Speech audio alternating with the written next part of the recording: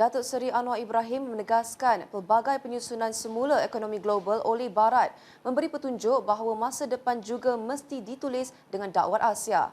Perdana Menteri berkata terdapat pelbagai bentuk aliran ekonomi seperti penubuhan sistem monetari antarabangsa baharu selepas Perang Dunia Kedua dan pengakhiran piawaian emas pada 1971.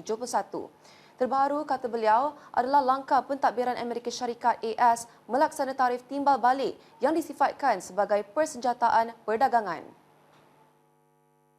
Anwar ketika menyampaikan syarahan umum bertajuk Sovereign Independence Building a Shared Future in Asia di Universiti Tianjin, China pada Isnin berkata, tabung kewangan antarabangsa IMF menjangkakan pemecahan perdagangan teruk dan penyah gandingan teknologi boleh menyebabkan beberapa negara berdepan kerugian sehingga 12% daripada pendapatan mereka. Katanya ekonomi yang sedang pesat membangun bakal terdedah. Anwar mencadangkan sovereign independence sebagai cara untuk menyelesaikan isu itu. Perdana Menteri mewakili Malaysia sebagai pengurusi ASEAN berkata, ASEAN mempunyai tanggungjawab khas dalam usaha ini, namun perbincangan mengenai ekonomi dunia sering dilihat dari sudut transatlantik. Kini ASEAN merupakan enjin pertumbuhan global, menjadi tempat tinggal majoriti belia dunia dan pusat kepada pelbagai teknologi yang paling dinamik. Sementara itu, ketika sesi soal jawab, Perdana Menteri berkata, Malaysia sedang meneroka pasaran baharu industri semikonduktor sebagai sebahagian usaha pembelbagaian untuk menembusi pasaran baharu dan bukan tradisional. Katanya China telah mencapai kemajuan luar biasa dalam bidang itu dan Malaysia berhasrat untuk belajar serta meneroka potensi kerjasama dengan rakan setaranya di China. Selepas syarahan umum itu, Anwar yang juga Menteri Kewangan mengadakan pertemuan perniagaan secara bersemuka dengan dua syarikat terkemuka China iaitu Rianlan Corporation dan China Communications Construction Company Limited CCCC. Syarikat tersenarai di Bursa Hong Kong dan termasuk dalam senarai Fortune Global 500 itu adalah kontraktor utama bagi projek laluan rel Pantai Timur ECRL Malaysia melalui anak syarikat tidak langsungnya China Communication ECRL Sdn Bhd. Kemuncak lawatan Perdana Menteri di Tianjin itu ialah penyertaan di sidang kemuncak Pertubuhan Kerjasama Shanghai SCO 2025